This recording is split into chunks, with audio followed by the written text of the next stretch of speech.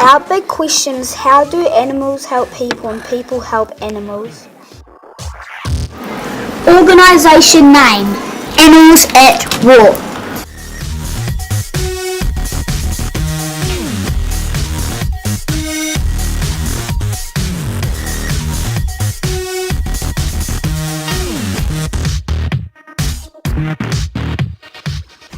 Labradors and German Shepherds are good hunters. They are also usually calm and friendly.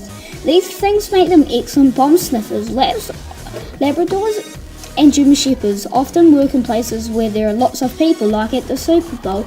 Labs often work in the army. They stay calm during battle.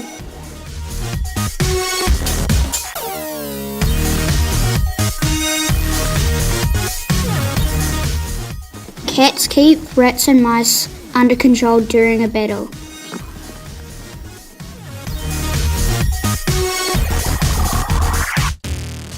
Dolphins and seals are used to find nukes and mines and bombs in the water.